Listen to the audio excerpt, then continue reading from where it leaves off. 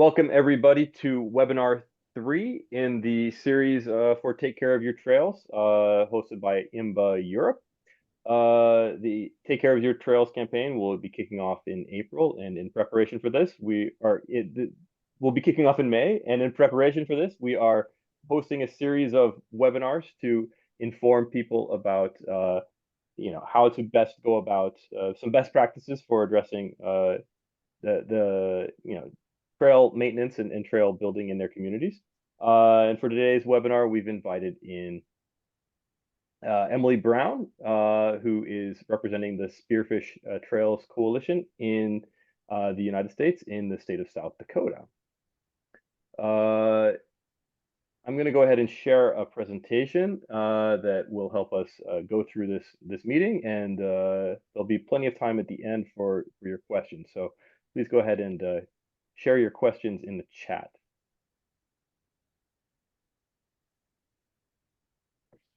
All right. The theme of today's webinar is Beyond the Dig, Becoming a Trail Advocate. We do ask that everyone keep your mic muted. Feel free to turn on your cameras if you want, especially when you're asking questions. But you can keep your mic muted when you're not speaking. Drop your questions in the chat. If you do want to ask a question yourself, just let us know in the chat, and we'll try to accommodate that as well. As you know, the meeting is being recorded so that we can share it on YouTube after the fact, so that everyone will have an opportunity to see it, even if they weren't able to attend today's session. Yes, so at the end of the presentations, you'll be free to ask questions in the chat or raise your hand. So we'll just kick off today. My name is Hans Stoops. I'm the Advocacy Officer at IMBA Europe. I'm joined today as well by my colleague Lauren Rowney, working with communications at IMBA Europe. And we have a special guest today, Emily Brown from South Dakota. She works with the Spearfish Trails Coalition, and she's going to share a little bit about her journey to becoming a mountain bike advocate and working with the trails in her town. So I'll just let Emily kick it off from here, and she can tell us a little bit about Spearfish. All right. Well, thank you so much. It's a crazy honor to be on this call with everyone and to be able to be a part of this discussion.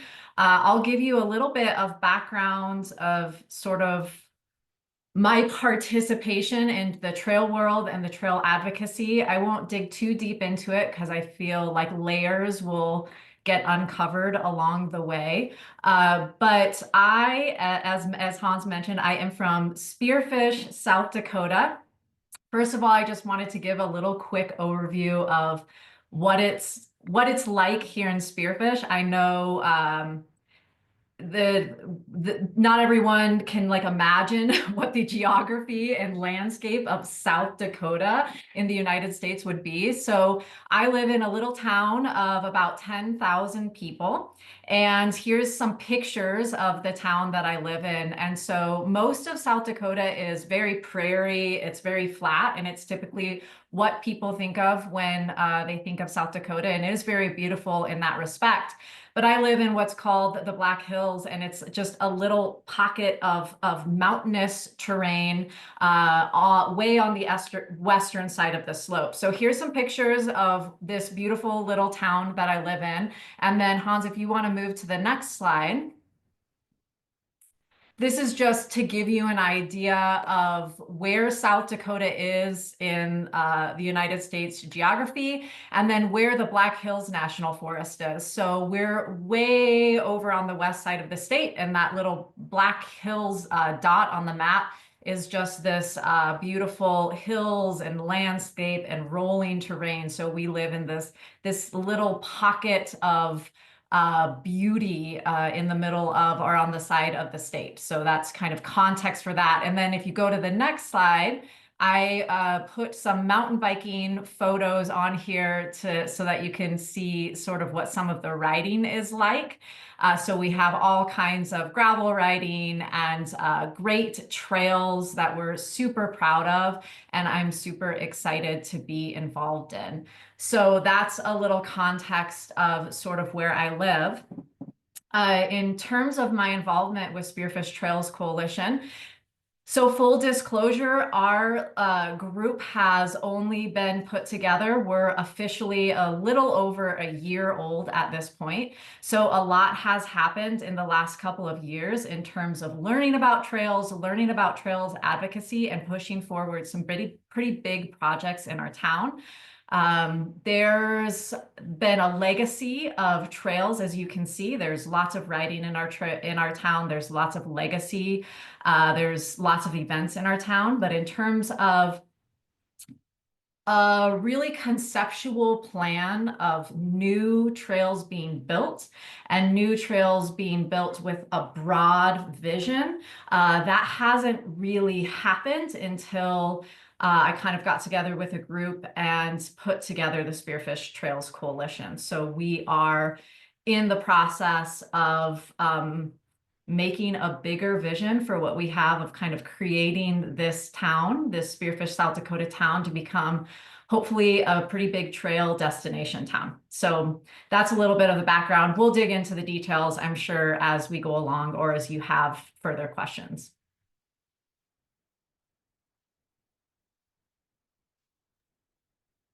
Fantastic. Why don't you tell us a little bit more about the coalition? Tell us what the Spearfish Trail Coalition is, how it started, and maybe what existed before the Spearfish Trail Coalition.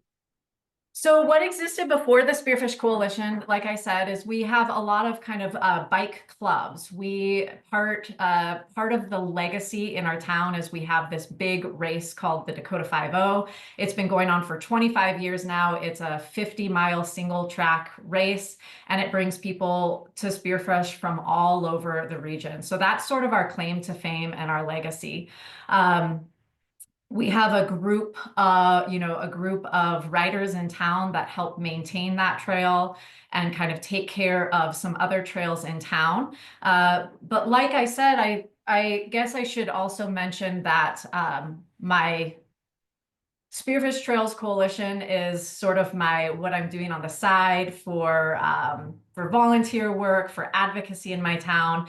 What I do for a full-time job is I work for SRAM, a bike component company, and I am a field guide, which means I travel around. I get to go travel around in my region and visit bike shops. So I'm really immersed in the bike community. Once I started this role within my little region that I visit, I got to see all kinds of bike towns, trail communities, and I got to really experience really high caliber trails and communities that were forming really powerfully around those trails. And when I came back home, I felt like I really wanted something like that to happen in our town in terms of getting new trails and different kinds of trails and a big, huge collective energy around all of that. And so basically it just started by some of my contacts through traveling around. I sort of just started getting together with people and asking questions. How do you do this? How is this being done? Like, tell me everything, tell me more. I also connected with a local trail builder in our state, and we had coffee one day, and he sort of just sat me down and he told me what I now know is sort of this IMBA model, or this professional trail building model that I had no idea really existed or how to go about it. And he just kind of was like, yeah, this is it. You start here, you do this, you do this, you do this. And after I had that conversation, I thought, well, I don't know, let's give that a try. And so I just reached out to people who I knew were involved with different aspects of cycling, different aspects of trail building. I reached out to people I knew that worked in the city, and I just started to invite them to regular meetings. And we kind of came up with a plan. And part of that was the coalition wasn't formed at that point. I wasn't planning on, initiating, starting an organization. But as we hired professional trail builders to come and help us create a vision plan, we quickly saw that this was a very lofty goal, and that if we don't form a group that's dedicated to pushing this plan forward, it will probably not happen very effectively or efficiently. So after we initiated our first master plan and started working with the city, we kind of scrambled after that to form an official nonprofit and a coalition to push forward that plan. And what was the response from the community to your plans or your engagement? I mean, there was, as you say, kind of an existing legacy trail network, but you came in with some new vision. What was the general response to this vision? So I think, I'm sure everyone on this call, or anyone who's kind of been involved with town dynamics, or, just even different club dynamics and things, it's not everyone sees the vision and like jumps on board right away and is super excited. I think for the most part, so I think I've said this, but we've only been around for about a year. So in terms of communicating who we are, what we do, what our vision is, like we still have a lot of communication to do in our town. For the most part, what we've been doing has been pretty well received, but is also just a different tactic. And so there's just a lot of kind of our strategy that takes a little bit of time to understand and buy into.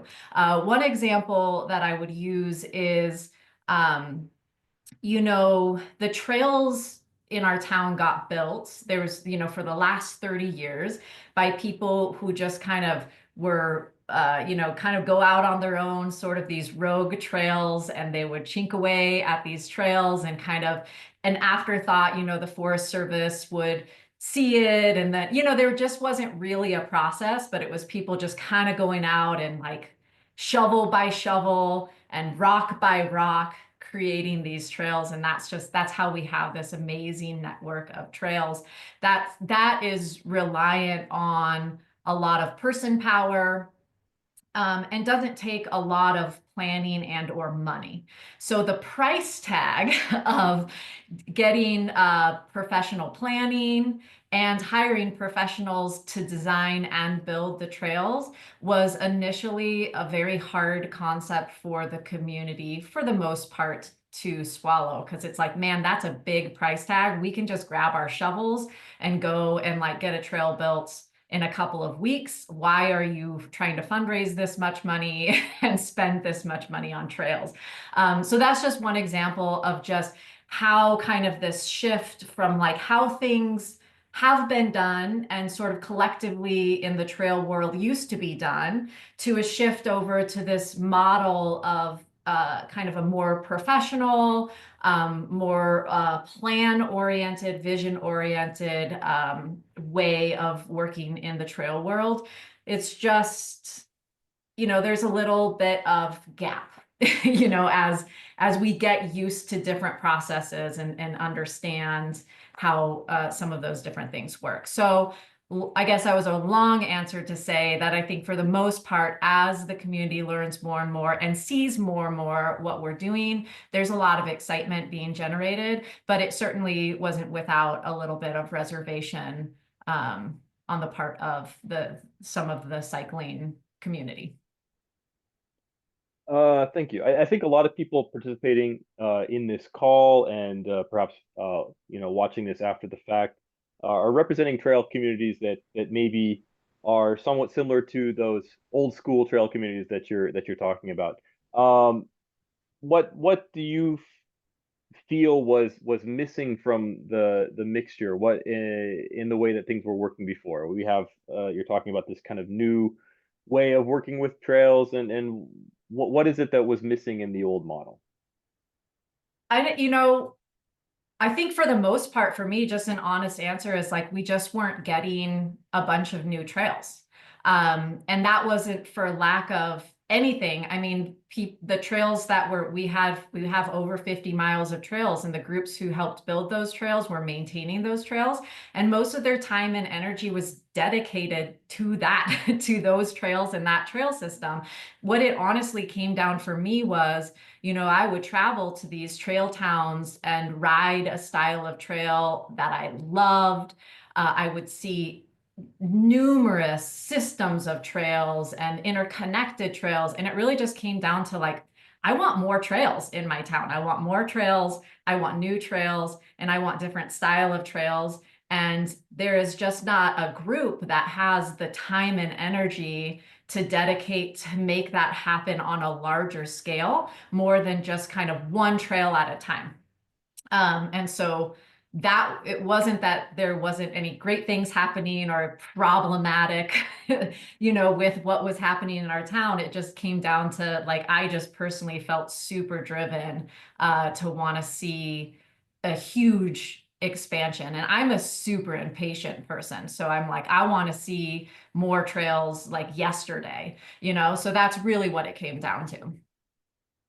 And what do you think about how does that community reacting to the work that's being done today? Are they positive? Do they see the benefit in the new system as well? Well, I think for the most part. So here's where we're at with that is that we've been planning, which is, you know, as we talk about engaging stakeholders, and if we talk about kind of building relationship with government and policymakers and things like that, plans is been the biggest benefit in getting any kind of momentum we have.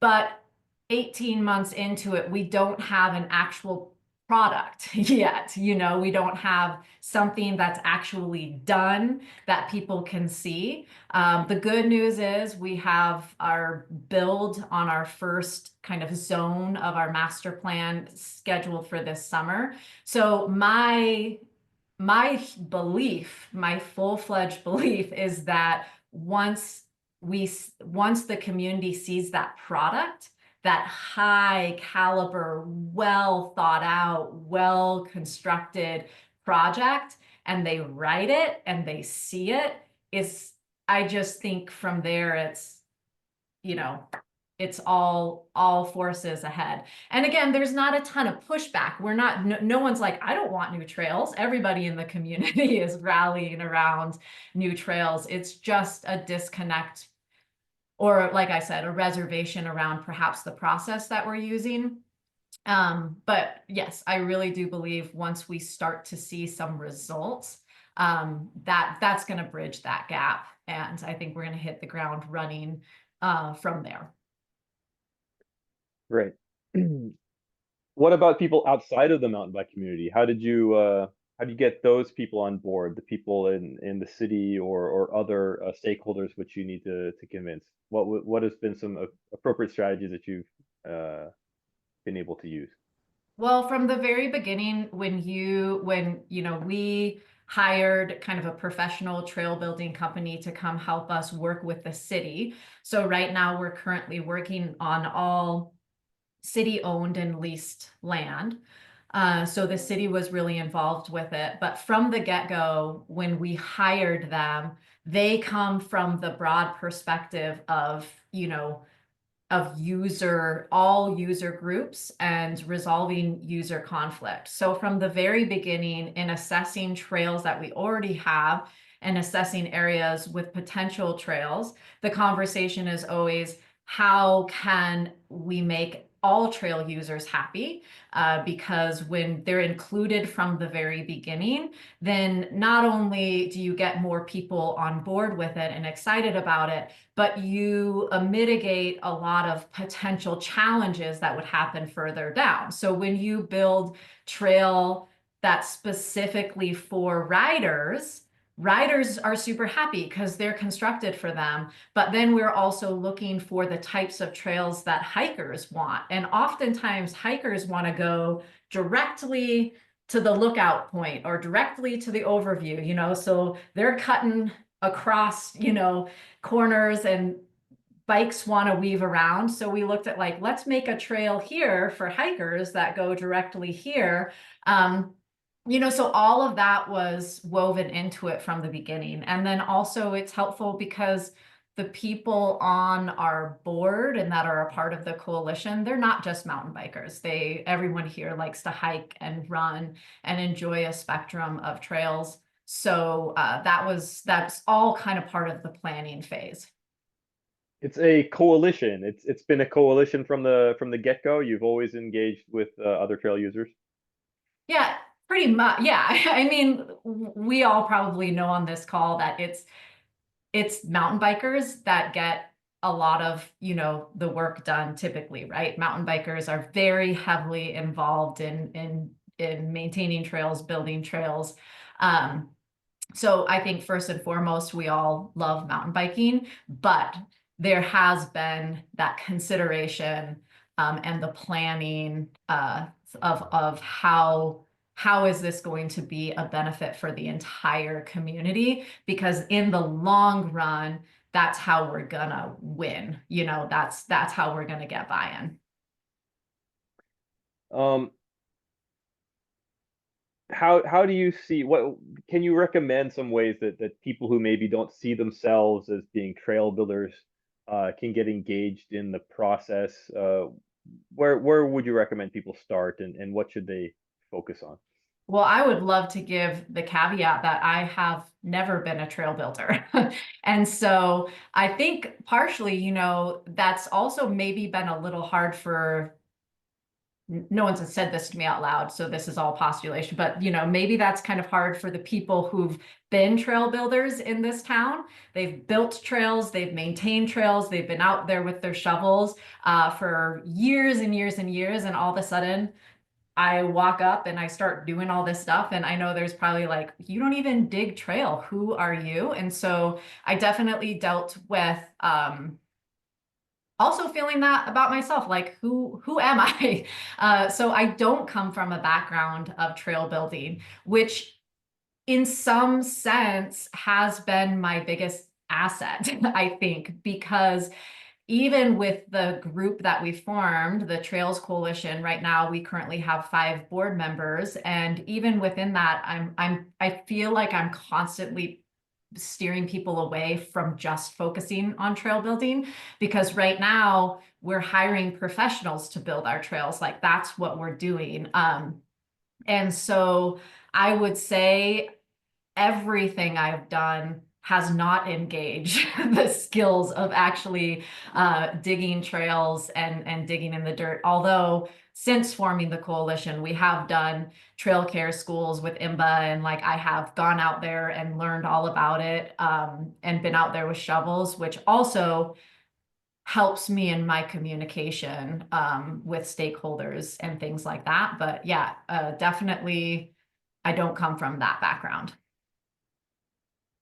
What skills in particular do you think are needed for being able to accomplish the kind of work that you're describing here? Okay, where do we start? Get your pen and paper out and start taking notes, because every skill is needed. I mean, if you think about running a trails organization or a nonprofit organization or whatever you're doing, you're essentially running a business. That's what you're doing. So if you think about what are the skills you need to run a business, like you need an accountant, you probably need a lawyer, you need a graphic designer, you need someone to post on social media, you need someone doing communications. Are you a person that has some charisma? Like you're good with people? Are you good to talking people? We need you. I mean, just every aspect. Have you put together a budget? Do you know how to raise money? Can you fill out a grant? Just every aspect of running an organization or a business just takes a huge spectrum of skills. And so I think a lot of times that's missed or maybe not highlighted or understood as well when, especially with trail specific organizations. But man, the list of skills that it takes to run something, any organization is a long list, and it's usually not one person that can do all of those things for sure. Thus, another reason for a coalition. Yeah, you need the numbers, man, which Awesome. we're still working on. It's like I said, it's new, and we are still in the phase where like, help, anybody come and help us. So yeah, we're still recruiting. Great. Uh, what are some of the other what are some of the strategies you feel have worked best when trying to communicate the benefits of mountain biking to uh, decision makers and other people of authority? So we have had the privilege of building over time, been able to work really closely with the city and build some really great relationship. What that took, though, what I would attribute to that success being was other than just the right people. I mean, the right people in city positions, and then the right people communicating with them and the right time. That's definitely a factor. Uh, Outside of that, being organized, professional, and having a plan, again, came back to the plan, made all the difference. So when we took the time to collaborate with the city and paid professionals to come and assess all of our land and come up with a concept and a vision plan, we had a document, like a 30-page document that we then had, and we were organized and professional around how we presented that, how we pushed that forward. And that sure was pretty different from the experience that stakeholders have had with working with just kind of clubs and groups that sort of come and go throughout the city. Just to reiterate the points, I think part of our success with stakeholders has been professionalism and organization and planning. Back to the plan. Plan, plan, plan, Always, plan, plan, always plan. plan. Uh, did you find that using certain arguments or strategies worked with different stakeholders, or did you? Is it really just kind of having a good organized plan that it addresses everyone's needs? Honestly, and this might be different in all the areas that people live, so it's hard to gauge, right? But I think for the most part, nobody's arguing against trails. Nobody's arguing at this point. I think so much is happening with trails and trail building and tourism and kind of adventure-based tourism. I think in the most part, there's not a ton of convincing, at least in my experience, like, there's definitely points that I reiterate, especially when it comes to, talking about local economics. And like, there's things that I reiterate. But for the most part, it's not the convincing that these things are good for the community, that they add value to community. The problem is a plan of action of how to get those done and also how to get that funded. I think at least in our experience or with working with the city or other land, stakeholders, is that we came in and we said, as an organization, we're going to fund this. We're not asking for you to pay for it. And so that's kind of what it comes down to, right? Is that it's not that anyone has worked against us or doesn't understand the value. It's just, how the heck are we going to get this done with the resources we have, with the budgets that we have? And so, yes, coming in with a plan that says, hey, here's an idea of how we think we can get this done. Are you on board? That's a much easier yes than, hey, we want this. how are you going to help us? Like, how are you going to make this happen? So that's a big difference. I think for the most part, people are on board, give or take, with trails and the value that it brings to communities. So you didn't have any pushback at all from decision makers. There must have been someone who tried to put a stop to your plans. Well, not yet.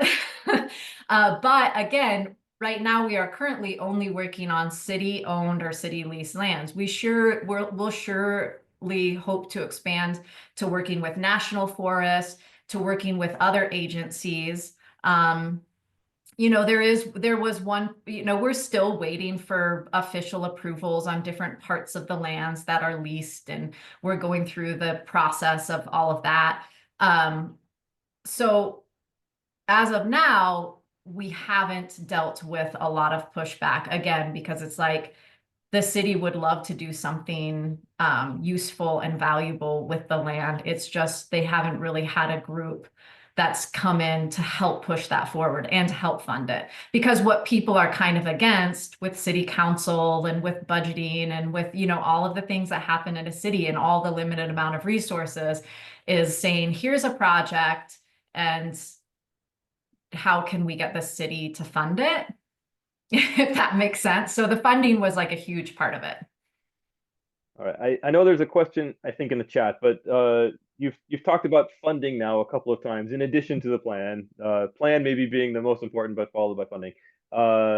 What have been your fundraising strategies? How have you addressed that important side of the question? Well, we're still learning all about fundraising, but if there's one thing that I've kind of been encouraged and learned through IMBA, like we've worked really closely with, IMBA US, like we're an IMBA chapter. From the beginning, I went to as many, IMBA courses and, took as many trainings as I could. The encouragement that I got from all of those is like, you can get the money. And the money is out there. And we are still learning how to do that. So we've had, of course, I work for SRAM, and SRAM has been, a huge supporter of what I am doing, or a huge supporter of trails in general. We've had private donors, large private donations. We are currently working on lots of grants for the grant cycle. We have pitch decks for businesses. We have a fundraising night tomorrow night. So it's just we've got big events, and so we're just now kind of brushing the surface of funding, but it's something that goes on all the time. It never turns off. So when it talks about this, when you ask about like the skills, the non-digging skills, anyone that can do anything somewhat slightly related to raising money, that's a huge skill, even if it's just, a bake sale. I don't know why the bake sale is always used as an example, but it's just kind of whatever it is that you can possibly think of, if you can help contribute to raising money in that respect. Because yes, what the limitations tend to be, land use and, planning, and then money. Great. Is there a question in the chat, Lauren? Did you I think we can keep the questions for the end, Hans, because I know for the you very want to end? dive into the toolkit, and this might be a we good do want to segue. we want to do want to get into the toolkit, so I will go ahead and see if I can share the screen again.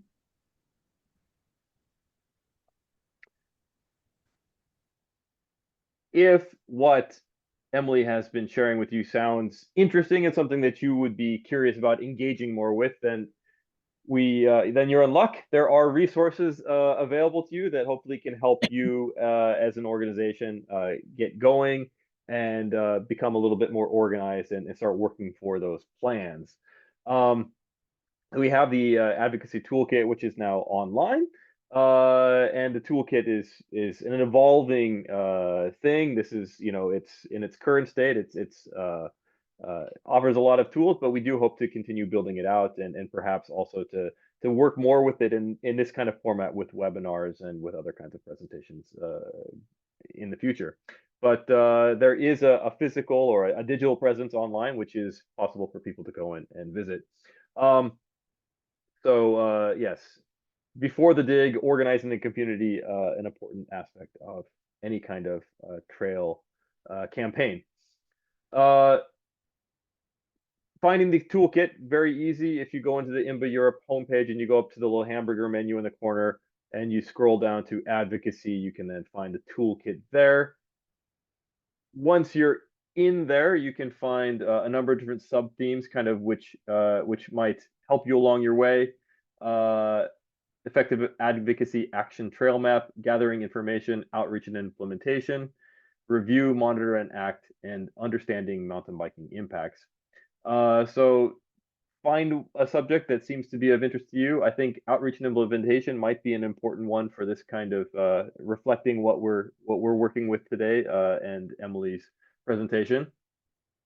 And on here you'll find several different printouts you can work with as a group. We have a stakeholder mapping exercise here on the left, which you can print out in A4 or A3 and work together as a group to kind of determine what kind of stakeholders there are in your community, who you might need to engage with more, who you might want to move from one quadrant of the map to another.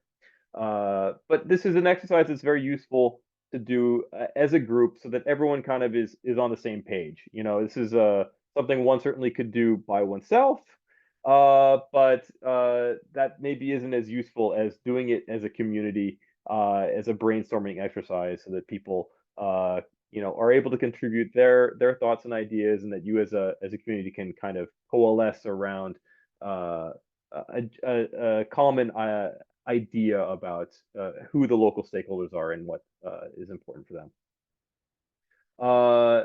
Another one of the exercises on the toolkit, the climbing trail pitch. This is another good exercise to do as a community to help you kind of crystallize your ideas into an effective slogan that will very effectively communicate what your goals are, what your aim with your project is. Getting people's attention, defining what the problem is, proposing your solution, and then how to go about addressing that solution, and then crystallizing all of that down into a very effective slogan.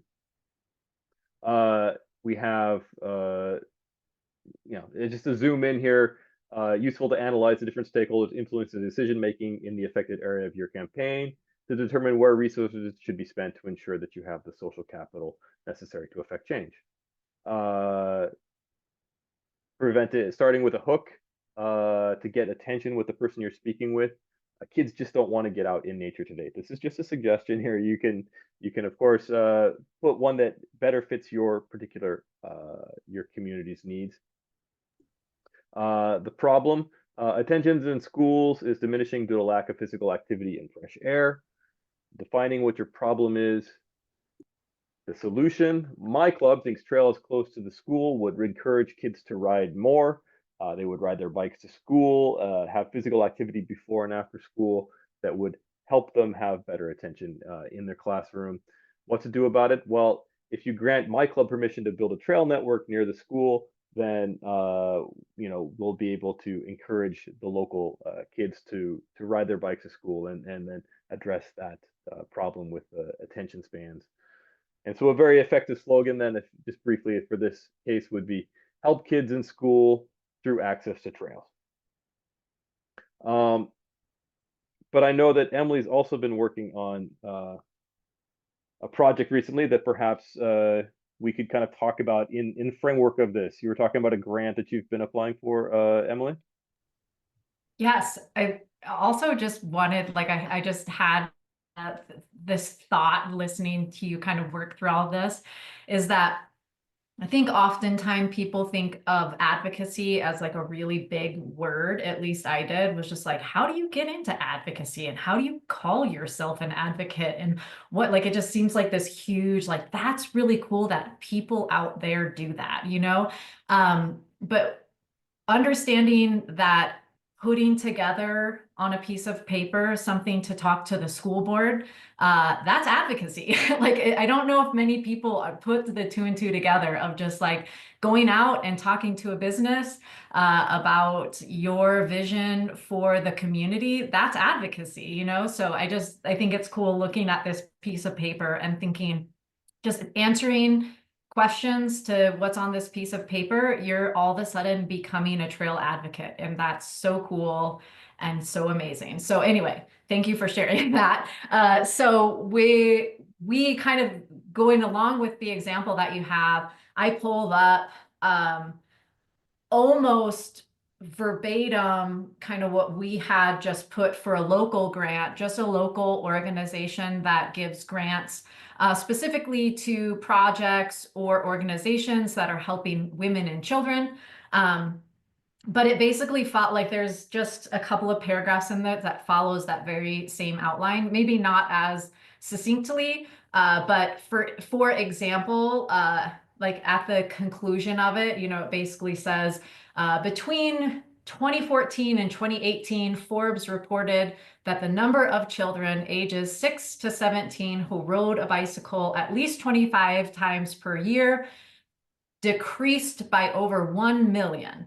These kids are missing out on physical and mental benefits of cycling. So that's a little bit more of a wordy, but that kind of is like the hook, you know?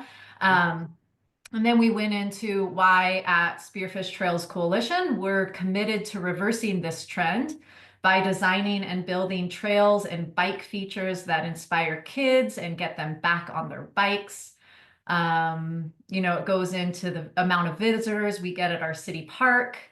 And so we're trying to draw kids away from screens and into nature. Our beginner trail will feature exciting kid-friendly elements like a concrete ride-through tunnel and giant traffic cones for maneuvering practice. Yeah, so I don't know if that's, we don't have to read the whole thing, but it's very much kind of follows the outline of the worksheet that you just showed us. Yeah, excellent. So I encourage anyone watching this to go ahead and visit the IMBA Europe Advocacy Toolkit. Work with the resources there within your community. If you have you know, any kind of feedback, we'd love to hear it about how you've experienced using the worksheets there. And if you have anything that you know, personal experiences that you have found to be very successful that you think might be useful for people in other parts of the continent to also, you know, use in their own home communities, please reach out and share those with us, because we'd love to be able to share, you know, the work of our member organizations and other trail communities in Europe with the advice for their colleagues in other parts of Europe. How are we doing with the chat there? Are there good questions coming up there, Lauren? We have the first question from Sonia. I don't know if you want to unmic Sonia or if you'd like me to read it out. Oh, there we go. Hi, Sonia. She's unmuted. Yes, Hi, Sonia. I can. Hey, good evening. Yes, Emily, it's really impressive how you are talking about your work, and very, yeah, I can feel your passion. It's great. But I wonder how the reaction from the grown community, from the mountain bike community, were when you came up with your big and professional plans. Because my experience is that when I, as an advocacy officer from the German Mountain Biking Association, came to a local community with my big professional plans, it's very difficult to yes, to make them feel in the plan, that they are a part of the plan, and that they love my plan, and that they see that my plan is the right plan for the project. And that's very difficult, I guess. So how did you manage this? That's such a great question. Thank you for that question and for the discussion, and maybe more people have perspectives to offer to that as well. I will say, backing up to the very beginning, is that this plan wasn't necessarily created in a vortex. It wasn't created in behind closed doors with just me and my pad and paper, like scheming my evil plan for the Spearfish community. I did, before we even came up with that 30-page plan, there were several months of meetings leading up to that. And in those meetings, I invited as many people as I thought would want to be involved. So I invited bike clubs. I invited people who had a history of working with trails. I invited someone who was on a board of an existing trail org that we ended up kind of splitting from, not on bad terms, but because they were in a different town. I invited people that worked at SRAM. I invited people who just, so there was a group of people, and for sure over time, some of them kind of fell away because there wasn't an investment in it. But I tried to include those people from the beginning.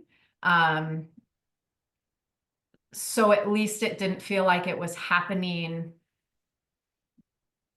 for lack of a better word, in a sneaky way, that people were invited to be a part of the process. I would also say that hiring someone outside of the community that has no ties to any group within the community, and who are professional and skilled and have a good reputation nationally, that was also a huge benefit, because they were a neutral party that came in, and they weren't leaning heavily into, oh, I like this person in this club, or they just came from this really neutral space of like, I'm looking at your community, I'm looking at the land that we have to work with, and these are my recommendations. So I think having that neutral person was also key, because it wasn't necessarily coming from me and my opinion. It was coming from someone outside the community and bringing their professional lens to the situation. Mm.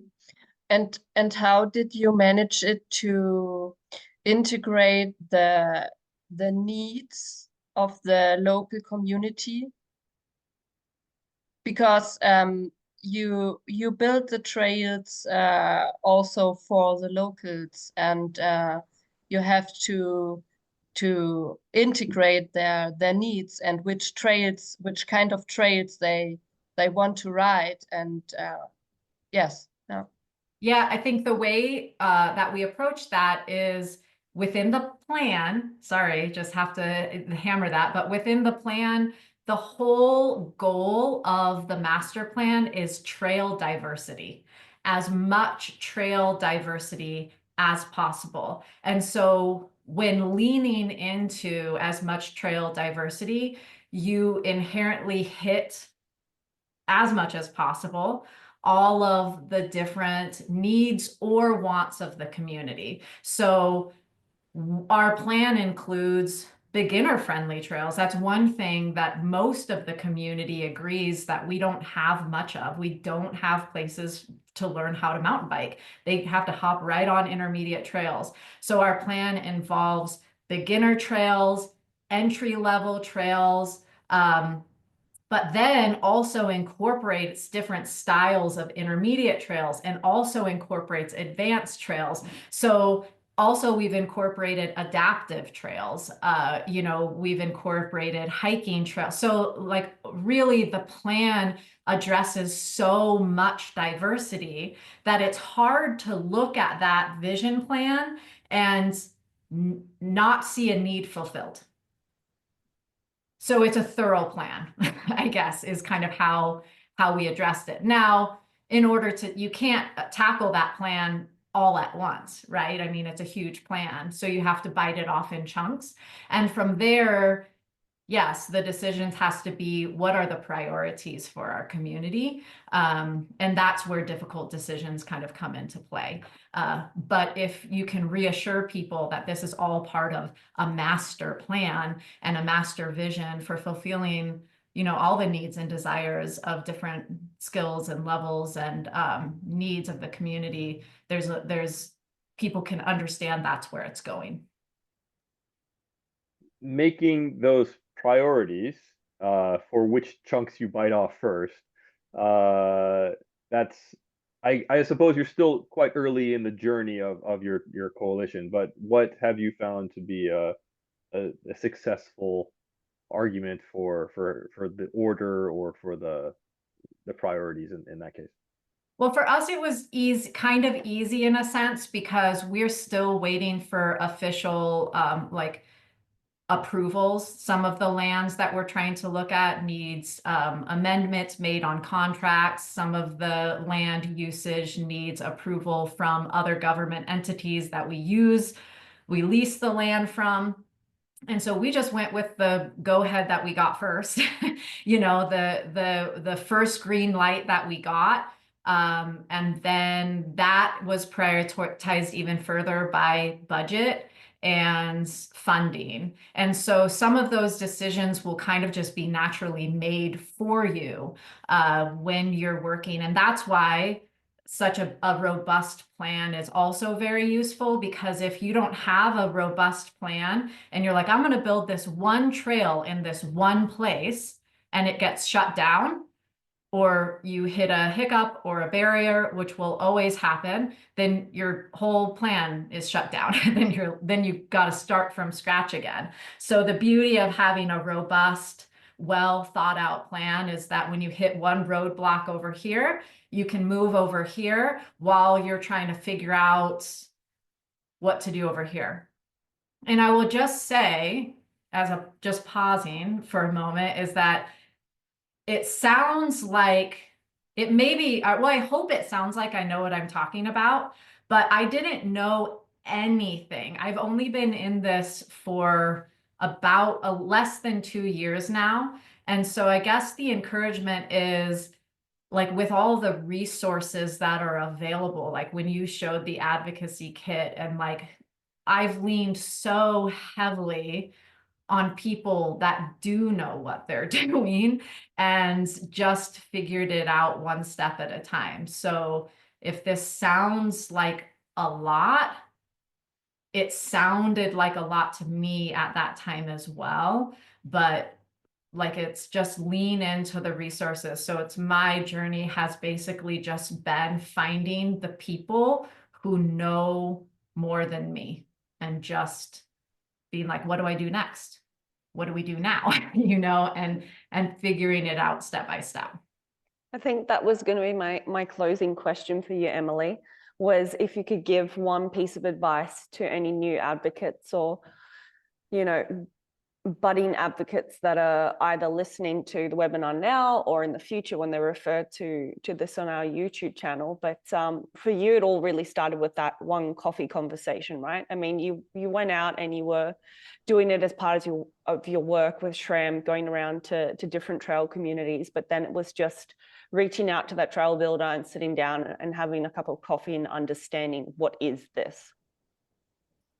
That would be my advice. I mean, if you even have like the smallest inkling, like the tiniest little feeling that you want to be involved in something like this, your first step is to just reach out if there is an existing trail org, if there is an existing, club that's doing any kind of this work, reach out to them and just say, how can I be a part of it? How can I help? Because I guarantee you they need help.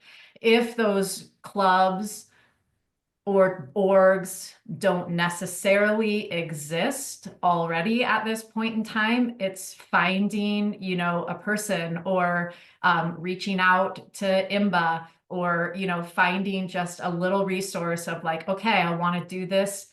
Where do I begin? And just starting small. And I know that's just a really cliche answer. I wish I had an answer that wasn't so generic, but it's really, really very true that you don't have to have any prior knowledge or expertise or anything special. Like, you don't have to be that special, even though I know you are. Everybody's special. But you just have to be interested and inspired and think to yourself, I wonder if this is something I could do. Mhm. And then take your very first step and then take your next step. And the ball will start rolling.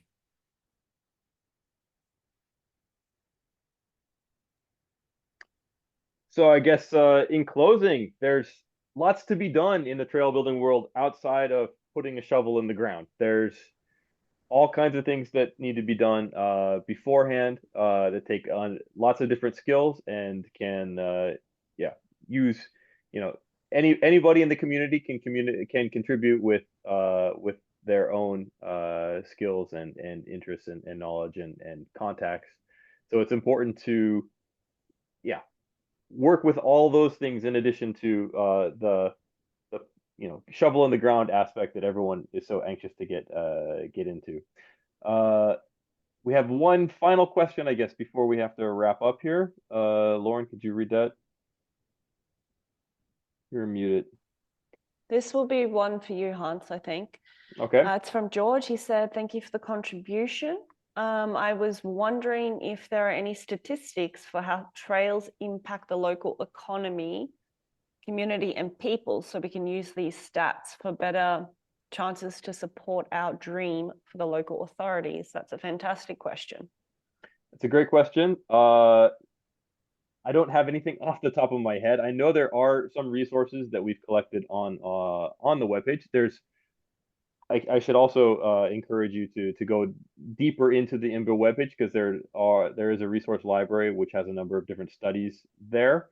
I don't know how current some of them are, but there are studies I know related to mountain bike tourism that could be of interest. And yeah, there's certainly if you are aware of studies that you think should be in that resource library, we encourage you as well to go ahead and send those on to us because we'd be glad to be able to share those with the community. And Hans, I know this is US based for sure, so I will put that, but the land, and there was just an article that came out from the Trust for Public Lands. That's the economics of bicycling. It was just published recently. So I'll throw the link to that in the chat. It's got at least really sparks some cool conversation and ideas. Excellent. Thank you very much for that. Great, I think. Oh yeah. Thanks for that, Emily. Great. Well, thank you very much for joining us today, Emily. It was really enlightening, and I think that you've inspired people in our community as well to, follow your lead. And I'm sure you'll be getting some questions from people in the future. So I hope that people will feel free to reach out to IMBA and to Emily if you have any specific questions. It was great to be able to speak with you today. And I see Yari's going to send something. And I thank everyone for participating in webinar 3. Webinar 4 will be held later this month, I believe just at the very end of the month. before we do kick off the campaign in May. So I encourage anyone who hasn't done so already to go ahead and get your project or your campaign up on the Take Care of Your Trails website, and let us know what you're planning to do, and do reach out if you have any questions or comments. Thanks everyone for joining. Thanks you all so much for having me. Thanks for the work everyone's doing in the world out there. Thank you so much. A big thank you to Emily and a big thanks to SRAM for their support. Yes, thank you.